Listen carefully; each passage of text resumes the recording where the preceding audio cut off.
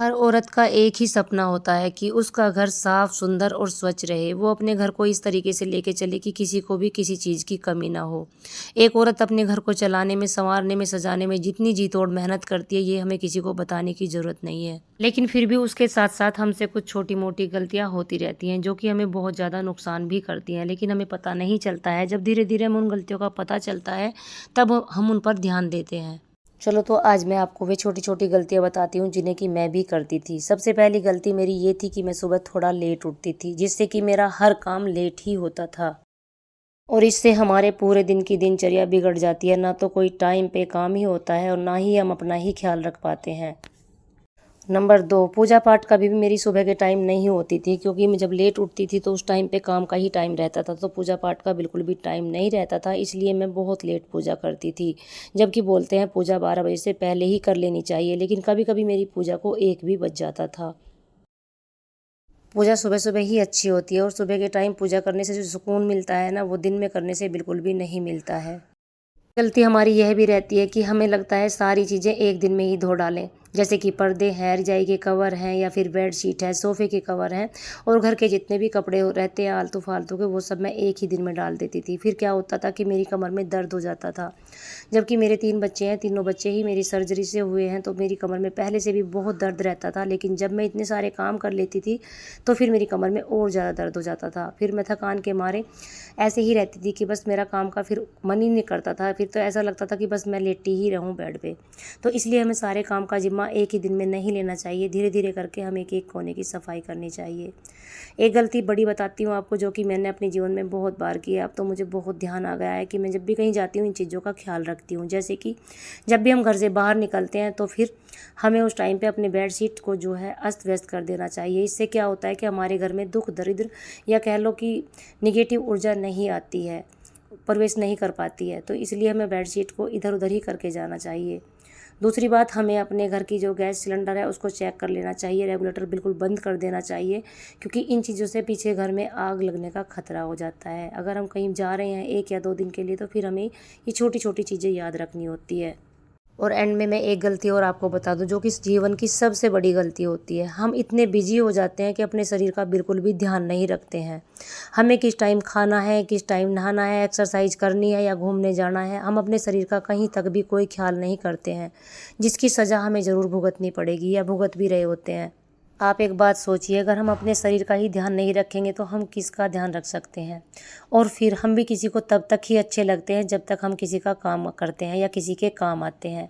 अगर हम बीमार पड़ जाएं और महीना 2 महीना बेड पर ही रहें तो हम किसी को भी अच्छे नहीं लगेंगे।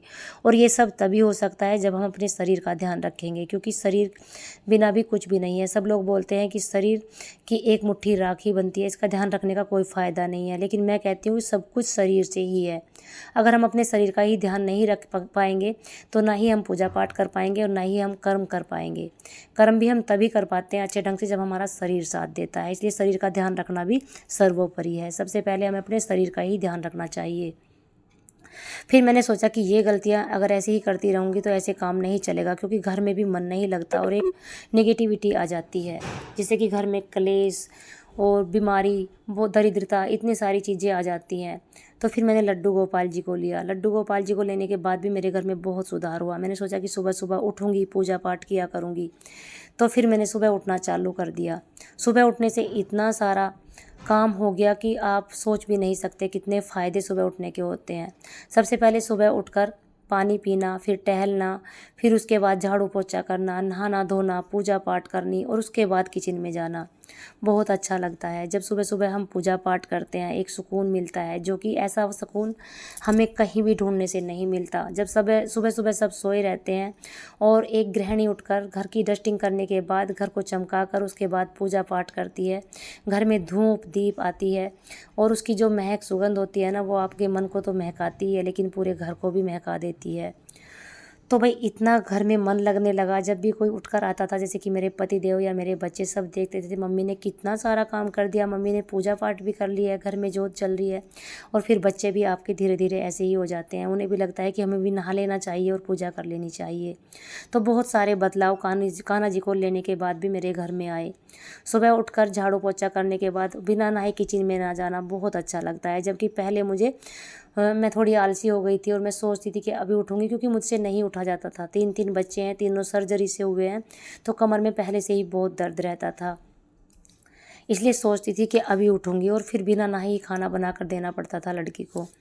तो जब बेटी स्कूल जाती है तो फिर सोचती थी कि पूजा पाठ बाद में हो जाएगी, इसलिए मेरी पूजा पाठ को भी 1 बज जाता था, कभी 12 बज जाते थे, कभी 11।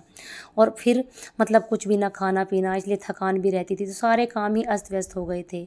सुबह उठकर सारे ही काम बनते चले गए। सुबह उठना, फिर घूमना, एक्सरसाइज करनी, पूजा पाठ करना, उसके बाद किचन का काम करना, फिर बच्चों को टाइम से टिफ़िन दे देना, और काम भी सच बताऊँ तो बहुत जल्दी ख़त्म हो जाता है। 1-2 घंटे अपने शरीर के लिए भी निकल ही जाते हैं, जिसमें कि आप अपने शरीर का भी ध्यान कर सकते हो, कोई किसी भी अंग की आप केयर कर सकते हो, या फिर आप अपने बालों पर ध्यान दे सकते हो, स्किन पर ध्यान दे सकते हो, या फिर आप सिलाई कढ़ाई भी कुछ भी कर सकते हो। जैसे कि घर में फटे पुराने कपड़े होते हैं, उन्हें भी सिल सकते हो। तो मुझे लगा कि कितने सारे फ़ायदे सुबह उठने के होते हैं। लेकिन ये सब कुछ जब ही संभव होता है जब आप सुबह उठोगे। सुबह 4 बजे का उठना, ब्रह्म मुहूर्त में उठना बहुत अच्छी बात लगता है। सुबह सुबह की वो ताज़ी ताज़ी ठंडी हवा, जो कि पहले कभी देखने को नहीं मिलती थी।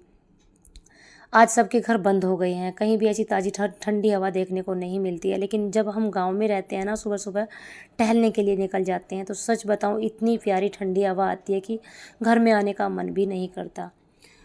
इसलिए भाई सुबह उठना बहुत ज़रूरी है। और फिर मैंने जब अपने काम निपटाए, मैंने फिर एक बात और रियलाइज़ की। जब मैं पहले खाना सोचती थी कि बाद में ही खाऊंगी, तो मुझे बहुत ज़्यादा थकान रहती थी। लेकिन अब मैं खाना बनाने के बाद, सबके लंच पैक करने के बाद, सबको नाश्ता देने के बाद, फिर पहले अपने आप भी नाश्ता करती हूँ। चाहे घर में कोई फल है, फल नहीं है तो खीरा है, कोई भी फल सीज़न का होता है घर में, खरबूजा है, तरबूजा है, जो भी सीज़न में अब चले हुए हैं, पतिदेव हमेशा लेकर ही आते हैं। तो मैं उसी फल से अपना नाश्ता कर लेती हूँ, या फिर दही घर में रहती है, दही पी लेती हूँ। आप कुछ भी चीज़ पी लो, फिर उसके बाद आप जितने अच्छे से काम कर पाओगे ना, ऐसे आप भूखे रहकर नहीं कर सकते। कोई कोई बोलता है कि भाई हमें तो भूख नहीं लगती, लेकिन हमारा तो बिना खाए काम नहीं चलता भाई। हम तो सुबह सुबह खाते हैं, पहले सबको खाना खिलाने के बाद पहले अपने आप नाश्ता करते हैं, और उसके बाद घर के बाकी के काम करते हैं। तो भाई अगर आपको मेरी आज की ये बात अच्छी लगी हो कि जितनी गलती मैंने अपने जीवन में की है और उनमें सुधार किया है, अगर आप भी ये छोटी मोटी गलती करते हो तो आप भी उनमें सुधार कर लो। और मेरे जीवन में एक बदलाव यूट्यूब से भी आया है, ये मैं आपको फिर दूसरे व्लॉग में बताऊंगी। तो राधे राधे, मिलूंगी फिर एक और नेक्स्ट व्लॉग में।